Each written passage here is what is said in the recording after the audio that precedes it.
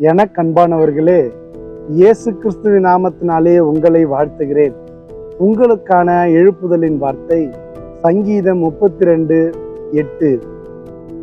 நான் உனக்கு போதித்து நீ நடக்க வேண்டிய வழியை உனக்கு காட்டுவேன். உன்மேல் என் கண்ணை வைத்து உனக்கு ஆலோசனை சொல்லுவேன். இந்த நாள் இந்த நிகழ்ச்சியை பார்த்து கொண்டிருக்கிற உங்களை பார்த்து கர்த்தருடைய வார்த்தை சொல்லுகிறது, நான் உனக்கு போதித்து நீ நடக்க வேண்டிய வழியை காட்டுவேன் என்று சொல்லி. நீங்கள் இந்த நாளில எந்த பாதையில போக வேண்டும் என்று தெரியாமல் இன்றைக்கு நிற்கிறீர்களா? ஆண்டவர் சொல்லுகிறார், நான் உனக்கு போதித்து. அவர் உங்களுக்கு போதிப்பார், நீங்க எந்த வழியில செல்ல வேண்டும் என்று சொல்லி அவர் சரியான வழியை உங்களுக்கு காட்டுகிற தேவனா இருக்கிறார். அவனுடைய வார்த்தை சொல்லுகிறது, நான் உனக்கு முன்பாக போய் கோணலானவைகளை செவ்வையாக்குவேன். உங்களுடைய வழிகள் சில நேரத்துல கோணலாய் இருக்கலாம். ஆனால் ஆண்டோடைய வார்த்தை சொல்லுகிறது, நான் உனக்கு முன்பாக போய் கோணலானவைகளை செவ்வையாக்குவேன்.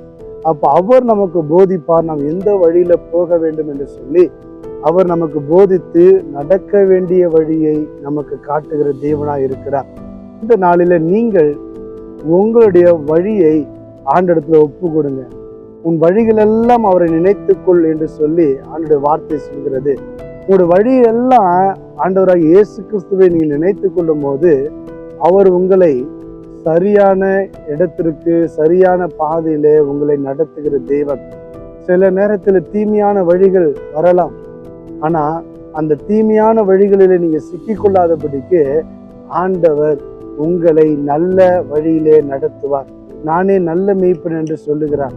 அவர் நல்ல மேய்ப்பனாக இருந்து உங்களை போதித்து உங்களுக்கு சரியான வழியை காட்டுவார். அது மாத்திரமல்ல, உன்மேல் கண்ணை வைத்து உனக்கு ஆலோசனை சொல்லுவேன். எல்லா நேரத்திலும் அவருடைய கண்கள் உங்களை பார்த்து கொண்டே இருக்கிறது என்பதை நீங்க மறந்துடாதீங்க. பூமி எங்கும் சுற்றி பார்க்கிற 7 கண்களை உடையவர் இந்த நாளிலே உங்களை பார்க்கிறார்.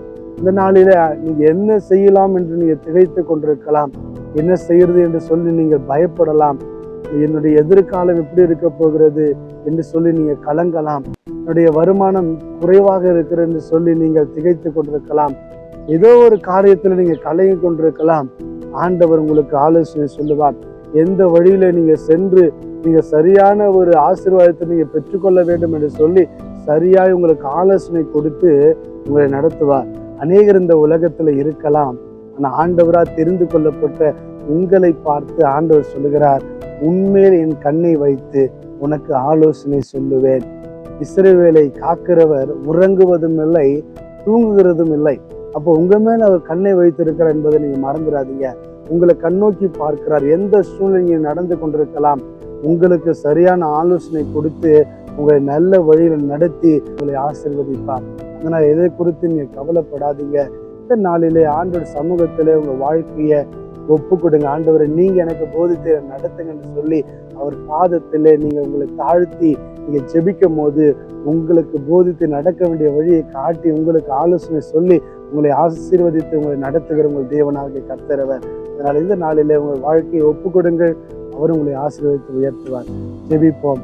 பரிசுத்தம் நல்ல பிதாவே, இந்த நிகழ்ச்சியை பார்த்து கொண்டு ஒவ்வொரு ஜெபிக்கிறேன்ப்பா. ஆண்டவரே, நான் உனக்கு போதித்து நீ நடக்க வேண்டிய வழியை உனக்கு காட்டுவேன். உண்மையில் கண்களை வைத்து உனக்கு ஆலோசனை சொல்லுவேன்னு சொன்னீங்களப்பா. ஆண்டவர் நீ ஆலோசனை கர்த்தர். ஆண்டவர் நீர் ஆலோசனை சொல்லுகிற தேவனா அப்பா. இவர்களுக்கு ஆண்டவர் நீர் நடக்க வேண்டிய வழியை நீர் காட்ட முடியாது ஜெபிக்கிறேன்ப்பா.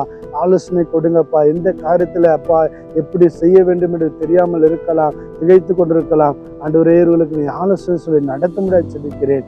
இயேசு கிறிஸ்துவின் நாமத்தினால வேண்டிக் கொள்ளும் அல்ல பிதாவே, ஆமென்.